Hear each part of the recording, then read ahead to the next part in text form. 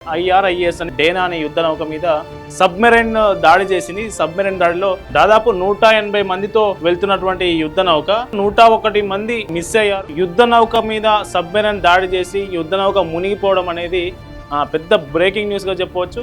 అసలు మళ్ళీ ఎవరు దాడి చేశారు, ఎక్కడి నుంచి దాడి చేశారు? Welcome to Pallavi TV. Iran మీద యుద్ధం కొనసాగుతూ ఉన్న పరిస్థితి. అటు ఇజ్రాయెల్, ఇటు అమెరికా, అట్లాగే ఇరాన్ కూడా ఈ రెండు దేశాల మీద స్థావరాల మీద యుద్ధం కొనసాగిస్తున్న పరిస్థితి. ఈ యుద్ధంలో బిగ్ బ్రేకింగ్ ఏంటంటే హిందూ మహాసముద్రంలో ఇరాన్ యుద్ధ నౌక మీద సబ్మెరైన్ దాడి జరిగింది. ఇప్పుడు నా వెనక కనిపిస్తున్న యుద్ధ నౌక ఏదైతే ఉందో IRIS అని డేనా అనే యుద్ధ నౌక మీద సబ్మెరైన్ దాడి చేసింది. సబ్మెరైన్ దాడిలో దాదాపు 180 మందితో వెళ్తున్నటువంటి యుద్ధ నౌక 101 మంది మిస్ అయ్యారు. దాదాపు 32 మంది గాయాలతో ఉంటే శ్రీలంకన్ అథారిటీస్ ఏవైతే ఉన్నాయో శ్రీలంక దేశానికి సంబంధించి ఉంటాయి. ఈ దాడి ఎక్కడ జరిగింది అంటే మనం మ్యాప్లో చూద్దాం.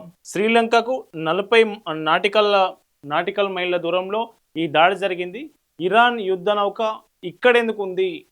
ఇరాన్ యుద్ధ నౌక శ్రీలంకకు 40 నాటికల్ మైల్ దూరంలో ఎందుకు ఉంది అనే ప్రశ్న ఉత్పన్నమైనప్పుడు దానికి సమాధానం ఏంటంటే ఇప్పుడు ఈ శ్రీలంక నౌక ఏదైతే ఉందో యుద్ధ నౌక IRIS అనేది ఇది యుద్ధ నౌక.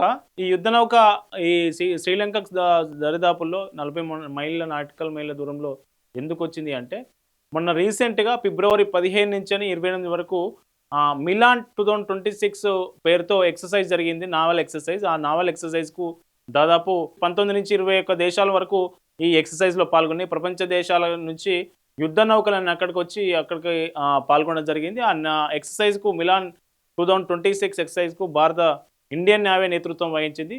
ఈ ఎక్సర్సైజ్లో పాల్గొనడానికి మనకు ఇరాన్కి సంబంధించినటువంటి IRIS డేనా అనే యుద్ధ నౌక కూడా ఇక్కడికి వచ్చింది. దాని పేరు ఏంటంటే IRIS డేనా. సో ఇది ఇరాన్ యుద్ధ నౌక. దీన్ని 2015లో నిర్మాణం జరిగితే 2019 నుంచి ఇది విధుల్లో ఉంది. దీన్ని ఎవరు స్పాన్సర్ చేశారంటే ఇప్పుడు చనిపోయినటువంటి ఇరాన్ సుప్రీం లీడర్ ఎవరైతే ఉన్నారో ఆ సుప్రీం లీడర్ ఖమేనీ కదా, ఆ ఖమేనీ దీన్ని స్పాన్సర్ చేసిండు. ఈ యుద్ధ నౌక ఈరోజు తెల్లవారుజామున 5 నుంచి 6 గంటల ప్రాంతంలో శ్రీలంకకు 40 మైళ్ళ నాటికల్ దూరంలో దీన్ని సబ్మెరైన్ అటాక్ చేసింది. సబ్మెరైన్ ఎక్కడి నుంచి వచ్చింది అనడానికి, అసలు సబ్మెరైన్ ఏ దేశానికి సంబంధించింది అనే మీద కూడా ఇప్పటి వరకు క్లారిటీ లేదు. కానీ ఊహాగానాలు అయితే ఇది అమెరికాకు సంబంధించిన సబ్మెరైనే దీన్ని అటాక్ చేసింది. ఈ అటాక్ చేయడంలో దాదాపు 101 మంది, ఎంతమంది 101 మంది మిస్సింగ్, అట్లాగే 30 మంది వూండెడ్, ఇంకొంతమంది చనిపోయారు. అసలు ఇది పెద్ద ఈ యుద్ధానికి సంబంధించి మన పక్కన మన హిందూ మహాసముద్రంలో యుద్ధ నౌక మీద సబ్మెరైన్ దాడి చేసి యుద్ధ నౌక మునిగిపోవడం అనేది పెద్ద బ్రేకింగ్ న్యూస్గా చెప్పవచ్చు. అసలు మళ్ళీ ఎవరు దాడి చేశారు, ఎక్కడి నుంచి దాడి చేశారు?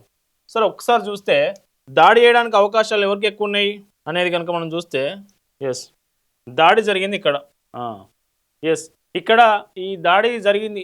ఇది మనకు మిలాన్ 2026 ఎక్సర్సైజ్, నావల్ ఎక్సర్సైజ్ ఏదైతే ఉందో ఆ ఎక్సర్సైజ్లో పాల్గొని మళ్ళీ రిటర్న్ వస్తున్న క్రమంలో శ్రీలంకకు 40 మైళ్ళ నాటికల్ దూరం రాగానే ఈ అటాక్ జరిగింది, సబ్మెరైన్ అటాక్ జరిగింది.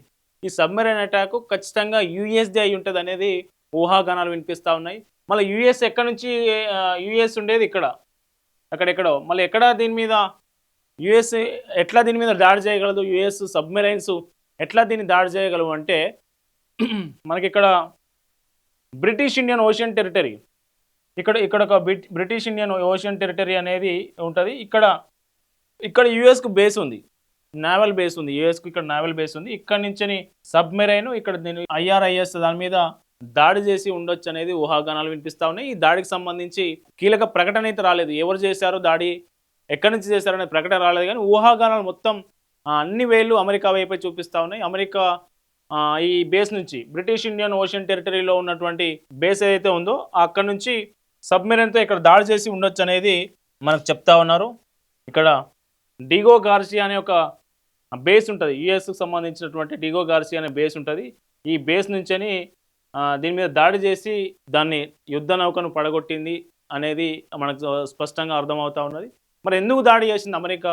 ఇక్కడనే ఎందుకు దాడి చేసింది అంటే మనం చూసినాం, నిన్న మొన్నటి వరకు చర్చ అదే జరిగింది. ఏం జరిగిందంటే స్ట్రైట్ ఆఫ్ హార్మూజ్ జలసంధి ఏదైతే ఉందో ఇరాన్ మూసివేయడంతో ఇక్కడికి మొత్తం ప్రపంచ దేశాలకు ఆయిల్ తీసుకువెళ్ళే, న్యాచురల్ గ్యాస్ తీసుకువెళ్ళే ఓడలు మొత్తం ఇక్కడ ట్రాఫిక్ జామ్ అయిపోయింది.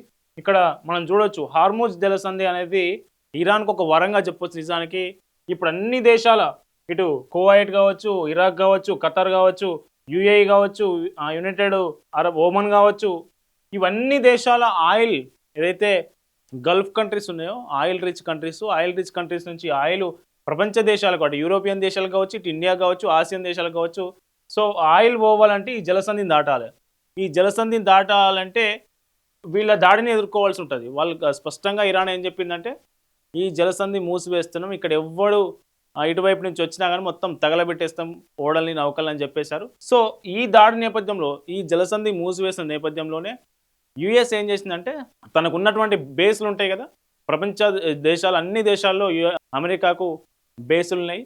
నేవీ బేస్ కావచ్చు, అట్లాగే ఆర్మీ బేస్లు కావచ్చు. సో అక్కడ ఉన్నటువంటి అమెరికన్ బేస్ నుంచి ఇరాన్కి సంబంధించినటువంటి యుద్ధ నౌకల్ని, ఇరాన్కి సంబంధించినటువంటి స్థావరాలను ధ్వంసం చేసే పనిలో ఉంది. అందులో భాగంగానే ఈరోజు శ్రీలంకకు దగ్గరలో ఉన్నటువంటి IRIS డేనా అనే యుద్ధ నౌక మీద అమెరికన్ జలంతర్గాములు, అమెరికన్ సబ్మెరైన్లు దాడి చేసినట్లుగా మనకు తెలుస్తా ఉంది. దాదాపు 101 మంది మిస్సింగ్ అయ్యారు. ఇప్పటి వరకు వాళ్ళ ఆచూకీ లేదు. దాదాపు 32 మందిని శ్రీలంకకు సంబంధించినటువంటి అధికారులు, శ్రీలంకకు సంబంధించినటువంటి రెస్క్యూ ఫోర్సెస్ వాళ్ళను రెస్క్యూ చేసి హాస్పిటల్కు తరలించి చికిత్స అందజేసే ప్రయత్నం చేస్తూ ఉన్నారు.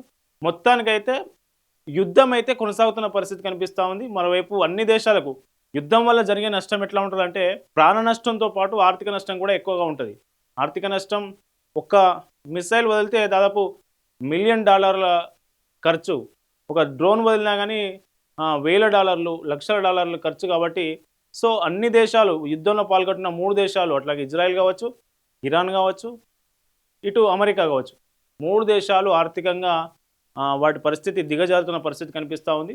సో ఇది ఈ దాడికి సంబంధించి, సబ్మెరైన్ దాడికి సంబంధించి ఈ స్ట్రెయిట్ ఆఫ్ హార్మూజ్ మాత్రం ఇక్కడ హార్మూజ్ జలసంధి దగ్గర మాత్రం ఈ ఓడలన్నీ నిలిచిపోయినాయి. ప్రపంచ దేశాలకు సప్లై కావాల్సినటువంటి ఆయిల్, ముడి చమురు, అట్లాగే న్యాచురల్ గ్యాస్ మొత్తం ఆగిపోయిన పరిస్థితి కనిపిస్తూ ఉంది. అయితే మన దేశానికి కూడా దాదాపు మనం 70%, 60 to 70% రష్యా నుంచి మనం ఆయిల్ దిగుమతి చేసుకుంటే మిగతాది మొత్తం గల్ఫ్ దేశాల నుంచి, ఖతర్ కావచ్చు, యుఏఈ కావచ్చు, ఇరాక్ నుంచి కావచ్చు, సో కువైట్ నుంచి కావచ్చు, వీటన్ని గల్ఫ్ దేశాల నుంచి తీసుకుంటున్న మిగతా ఆయిల్ ఏదైతే ఉందో ఆ ఆయిల్కు సర్ప్లస్గా రష్యా దగ్గరనే కొనుగోలు చేయాలనేది ఆలోచన కనిపిస్తూ ఉంది. అయితే ఈరోజు ఉన్న అప్డేట్ ప్రకారం ఈ హార్మూజ్ జలసంధి నుంచి ఓన్లీ చైనా ఓడలు మాత్రమే మేము అనుమతిస్తాం. చైనా ఒక్కటే మాకు సపోర్ట్ ఇచ్చింది, ఇరాన్కి సపోర్ట్గా నిలబడింది. కాబట్టి చైనా ఓడలను మాత్రమే పోనిస్తాం. చైనా తప్ప మిగతా ఏ నౌకలు వచ్చినా, ఓడలు వచ్చినా ఖచ్చితంగా తగలబెట్టేస్తామంటూ ఇరాన్ నుంచి ఒక ప్రకటన అయితే వెలువడడం జరిగింది.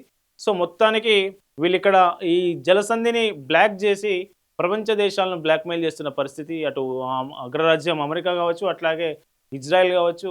సో దీనికి సంబంధించి మరిన్ని అప్డేట్స్ చూస్తూనే ఉండండి పల్లవి టీవీ.